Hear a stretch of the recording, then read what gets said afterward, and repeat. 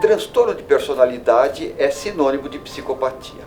Esse nome psicopatia, ele tem muitos outros sinônimos, talvez até melhores. É que ele ficou conhecido na mídia, glamorizado no cinema, com o nome de psicopatia. Mas a primeira vez que ele foi descrito foi em 1835, quer dizer, já faz tempo, com o nome de loucura moral.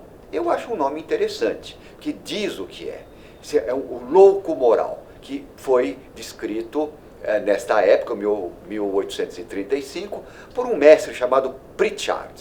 Na história desta época para cá, teve outros nomes tão interessantes quanto, por exemplo, loucura lúcida. Eu acho um nome poético, mas também diz o que é esse indivíduo. E assim foi. Em 1921, 22, ele recebe o nome de psicopatia, ou melhor, personalidades psicopáticas. Na verdade foi em 1923, personalidades psicopáticas. E assim foi indo. Outros nomes, sociopatia, né? Transtorno de personalidade. E eu particularmente gosto do nome condutopatia. Por que condutopatia? Porque a pateia, a patologia, a doença está na conduta. Ou seja, é um indivíduo que tem uma conduta patológica.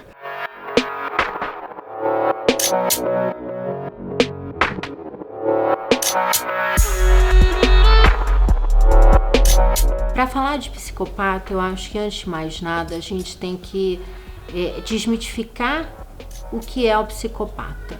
Porque hoje se ouve comumente, para qualquer coisa que se faça de errado, chamar o outro de psicopata. Então, se ultrapassou o sinal vermelho, se matou alguém, se roubou, ele é um psicopata. E não é assim. Para a psiquiatria, a psicopatia, ela tem um outro significado. Ela é de fato um distúrbio, ela é um transtorno em que o indivíduo ele age de uma maneira em que não se esperaria uma pessoa agir. Essencialmente, o que é o psicopata para a psiquiatria? O psicopata é aquele indivíduo que não tem empatia pelo outro e que ele costumeiramente quebra as normas sociais, por isso o nome é antissocial.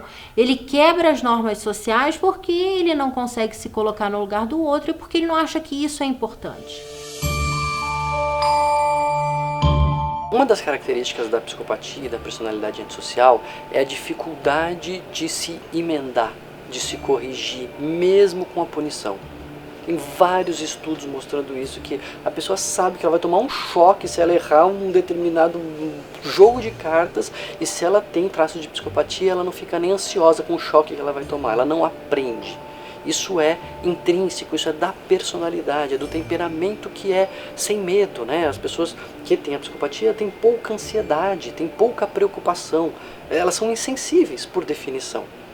O que não significa que elas não possam modificar o seu comportamento, na certeza que vão ser pegas, se elas estão muito observadas, se tem muitos olhos em cima delas, etc. Elas podem não atuar em função da sua personalidade.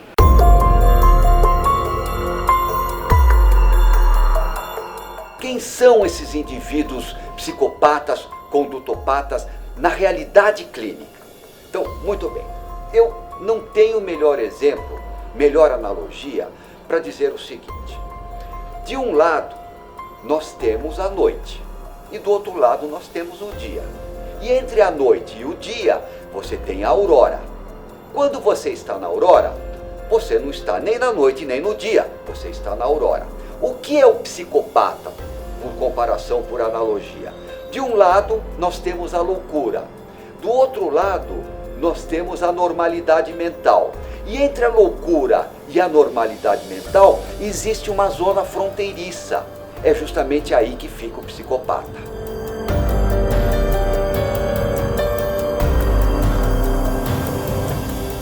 Em outras palavras, o psicopata não é nem um doente mental propriamente dito e nem um normal propriamente dito. Quais anormalidades o condutopata apresenta para ficar nessa zona fronteiriça entre a loucura e a normalidade? É muito simples. Ele tem um distúrbio do caráter, distúrbio dos valores éticos e morais. Por exemplo, um ser humano normal, ele tem sentimentos superiores de piedade, de altruísmo, de compaixão. O condutopata não. Então, portanto, aí ele pode ter atitudes que uma pessoa normal não tem. Por exemplo, matar para ver cair.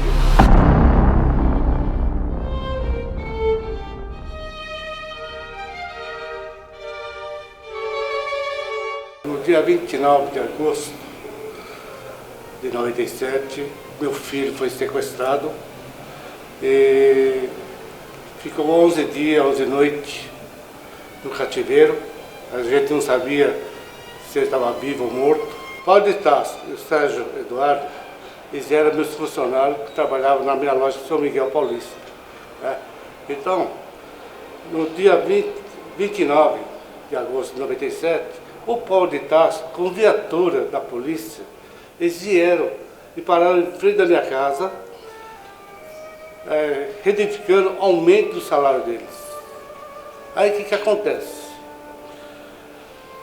Naquele momento eu falei assim: Paulo, você conhece o Nelson Azevedo, que é meu supervisor, o que vocês entenderem, né, para mim está muito bem. Só que naquele momento meu filho, o Ives, saiu para fora e abraçou na minha perna, e o Paulo de Tarso chegou e falou assim: quem é?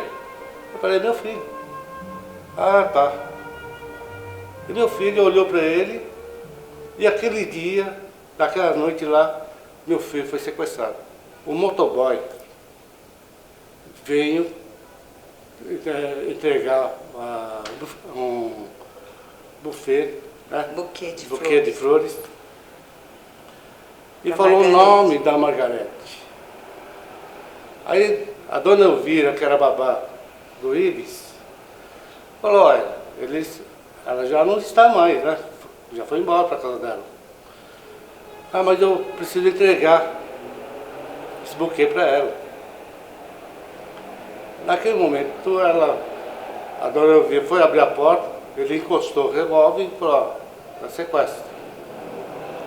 Entrou, o meu filho estava fazendo lição de casa junto com o priminho. Aí ele falou assim, o sequestrador falou assim: quem é o filho do Márcio? Meu filho levantou a mão e falou: sou eu. Naquele momento, ele pegou a dona Elvira e o Dudo, colocou dentro do porãozinho, trancou a porta e levou meu filho. O psicopata de verdade, ele não dá muito anúncios de que ele é um psicopata e de como ele vai agir. Porque ele tem uma tendência a ter um comportamento muito introspectivo. Aquelas ideias de fazer o mal, de querer matar, elas invadem a mente dele, e não necessariamente ele verbaliza isso. Ele fala que ele vai fazer. Esse Paulo de Tarso, ele era muito doce. 10 anos trabalhando com a gente. Eu, quando chegava na loja, ele vinha, sabe, mostrar trabalho, me protegia. Olha como que é um perigo. Então a gente tem realmente cuidar. E o Ives, coitadinho, né, no dia lá, reconheceu e eles mataram e enterraram debaixo do berço. Olha, às vezes o perigo mora junto, né? E a gente nem sabe. A personalidade é o resultado do temperamento modulado pelo caráter. O temperamento ele é em grande parte inato. ele nasce, por isso que a gente diz que temperamento a gente já vê no berço. Então a criança é mais sensível, mais insensível, mais chorona, mais quietinha, mais briguenta. Isso mantém-se ao longo da vida. É o jeito da pessoa reagir, ela é mais impulsiva, ela é mais controlada. Isso é inato e se mantém ao longo da vida. O caráter vai sendo moldado. O caráter depende de como a pessoa aprende a lidar com os outros, de como ela aprende a se conhecer, dos modelos que ela vai recebendo, da educação que ela vai recebendo, das vivências afetivas, dos vínculos que ela desenvolve. Então, a personalidade, ela tem um componente que é inato e um componente que é desenvolvido. No final das contas, então, o psicopata, ele não nasce pronto, mas também não é totalmente feito. Ele é um pouco de um jeito que ele nasce e um pouco um jeito que ele se desenvolve. Nenhuma mãe acha que o filho tem um problema desse, de falta de sentimento, porque a mãe sempre acha que o filho é sensível, que o filho sofre, que o filho está sendo vítima de alguém, mas a princípio, a grande maioria, pai, mãe, esses pais, eles não percebem de início que aquele filho tem aquele tipo de característica, que é a característica de falta de sentimento. Ele não entende, muitas vezes ele chega no consultório dizendo para mim, pois é, meu filho é maravilhoso, ele é ótimo para as crianças, para os animais, para as senhoras de idade, poxa, mas de uma hora para outra, não sei o que acontece, mas ele machuca a irmã, ele aparece com acusações de que ele roubou, ele às vezes vai para comunidades e ajuda as pessoas a fazerem maldade, eu acho que às vezes é por justiça, coisas assim totalmente desconectadas, porque uma mãe, ela não acredita, ela não suporta a princípio entender que o filho dela é uma pessoa má, que esse filho é uma pessoa que não tem sentimentos de bondade, sentimento de colaboração, sentimento de empatia. Ele dificilmente vai ter um convívio social normal. O normal é nós não termos contato com o psicopata. Há uma tendência do psicopata ter uma vida nômade. Ele fica um tempo num lugar, depois em outro, subempregos, ou então trabalhando informalmente, fazendo bicos, sem se apegar a nada. Porque isso é uma característica dele. Dificilmente você vai ver um psicopata com família constituída, com filhos, com um alto nível social. Porque eles são pessoas problemáticas. Eles têm muita dificuldade em estabelecer as relações sociais que pra gente é normal. O trabalho, o casamento, um relacionamento afetivo, criar filhos, isso não é comum para o psicopata. Então, dificilmente na nossa rotina a gente vai encontrar alguém assim. Na infância, a gente tem um tipo de distúrbio chamado transtorno de conduta. E esse transtorno de conduta, ele pode ser o prenúncio do que será o psicopata. O que é o transtorno de conduta nas crianças? São crianças que vêm de lares muito violentos, muito agressivos, e que elas crescem repetindo aqueles comportamentos. Então, são crianças mais violentas, são crianças que já na infância cometem crimes, elas roubam, elas mentem, elas obrigam outras crianças a ter relações sexuais com elas, por exemplo. E 30% dessas crianças, veja bem, não é a maioria, mas 30% dessas crianças poderão desenvolver uma personalidade antissocial. Então, há alguns traços na infância que podem levar a crer que aquela criança será um indivíduo antissocial, mas isso pode passar com o tempo. Como eu estou muito perto das vítimas, eu tenho delas bastante material para eu dizer hoje que eles buscam algo, ter um benefício, se sair bem numa coisa, adquirir algo.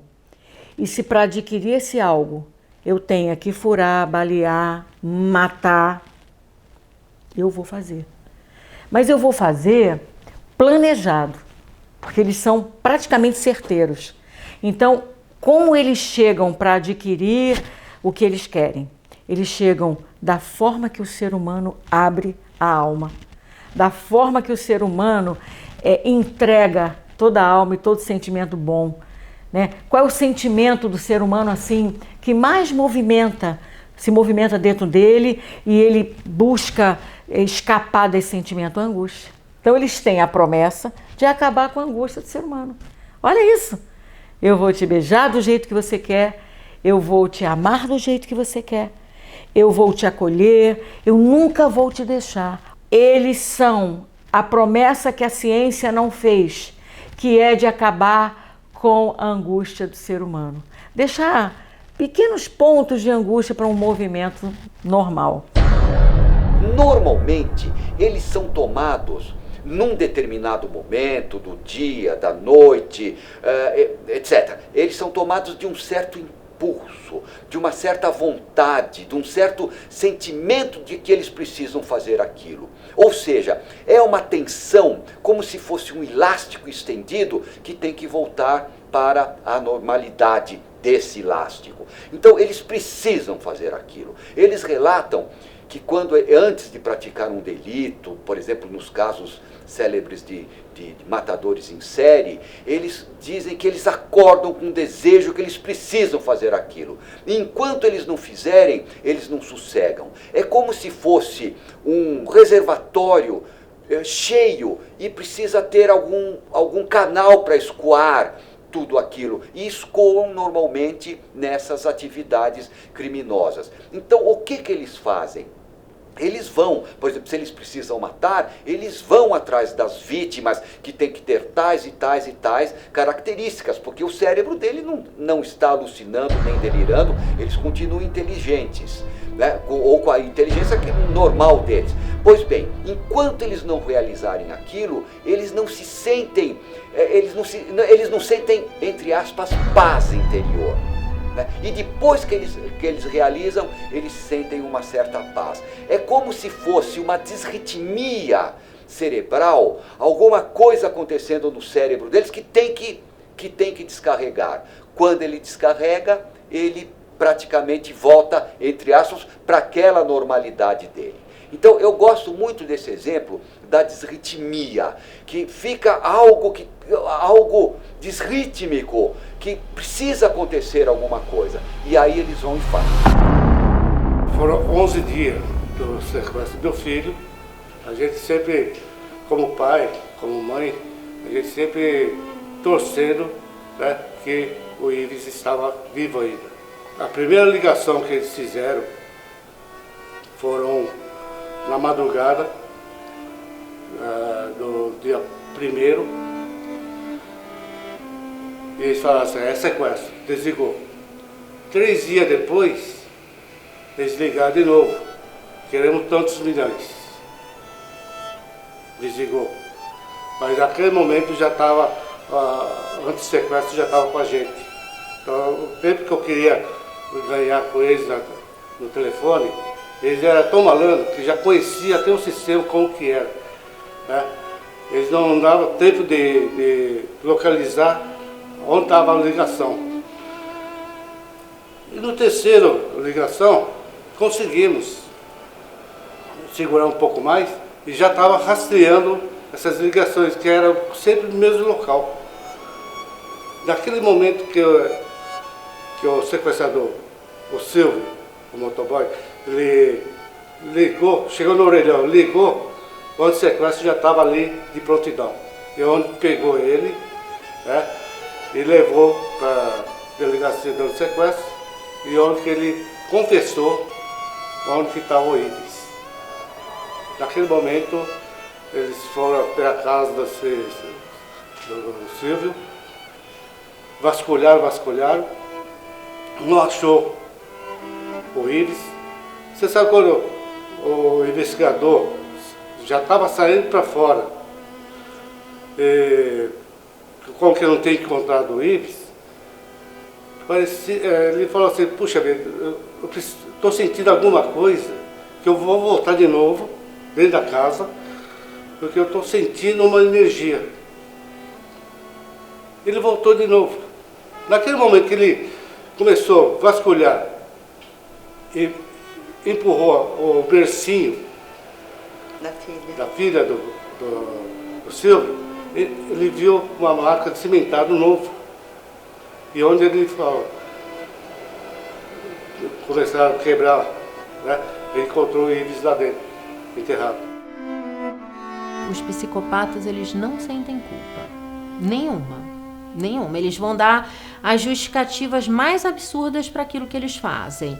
Eles vão falar que aceleraram o carro porque, por exemplo, se alguém está atravessando fora da faixa de pedestre e ele acelera o carro e atropela aquela pessoa, e atropela propositalmente aquela pessoa, ele vai falar, ué, ela sabia que ela não podia atravessar fora da faixa de pedestre. Essas explicações, essa racionalização é uma coisa totalmente absurda e denota alguém que não tem culpa pelo que faz.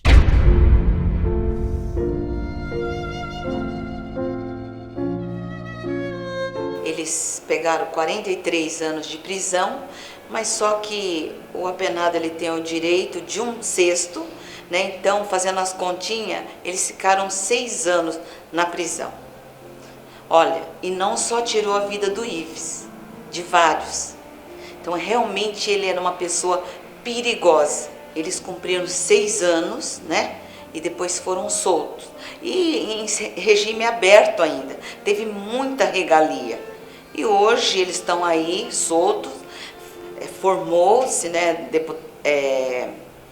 Advogado.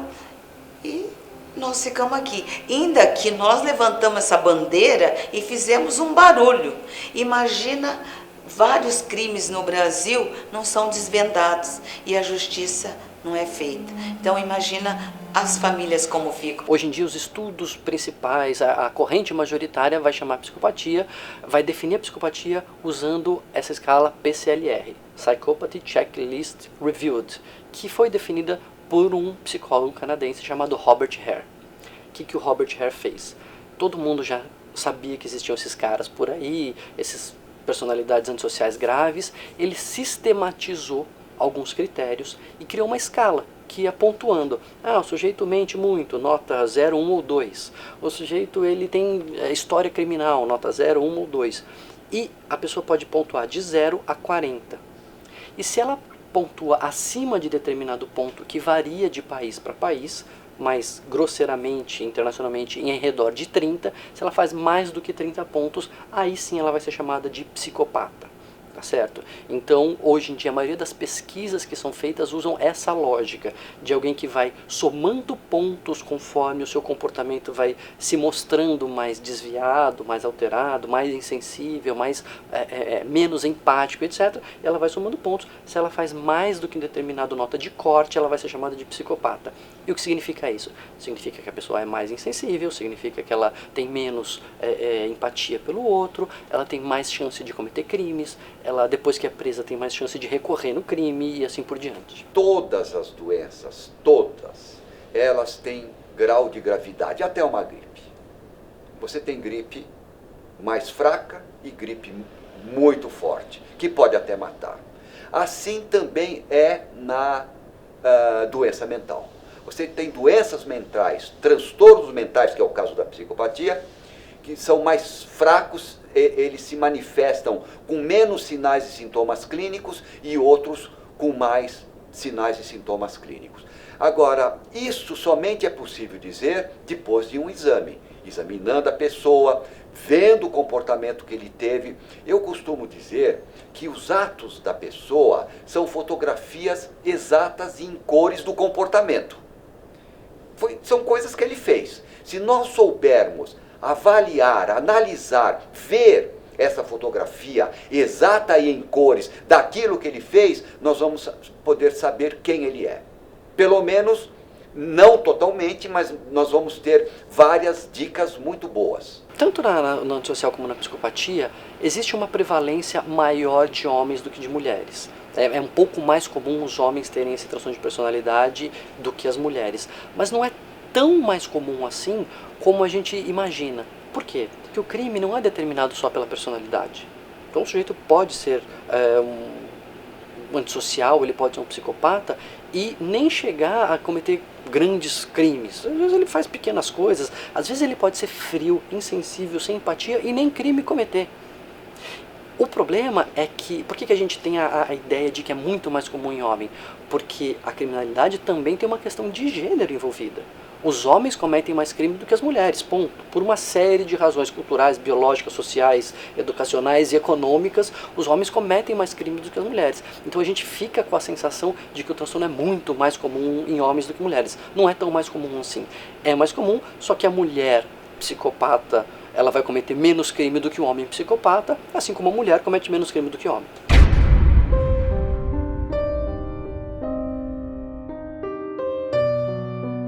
Não existe tratamento para o transtorno de personalidade antissocial. Não existe nenhum tratamento. Por quê? Porque falta ao indivíduo justamente o que é necessário para ele se tratar. Ele não tem a capacidade de insight e ele não consegue se colocar no lugar do outro. Então ele não desenvolve a empatia. Nem por ele próprio, nem pelo outro. Então é um transtorno sem saída. Ele vai ser aquilo a vida toda.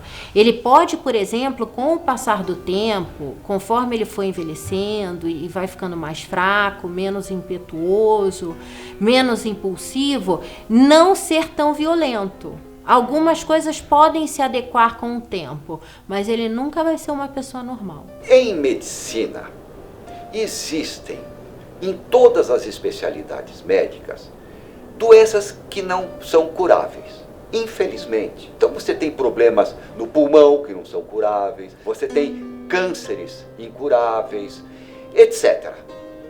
E assim também é em psiquiatria. Você tem determinados males que a pessoa nasce, cresce e morre com ele. No caso dos psicopatas é isso. Não há nenhum tipo de tratamento, nenhum tipo de remédio, nada que possa fazer com que aquele indivíduo que habita uma zona fronteiriça entre a loucura e a normalidade se torne uma pessoa normal. Se alguém algum dia disser que curou ou que vai curar um condutopata, com absoluta certeza ele não é psicopata. A dor é muito grande.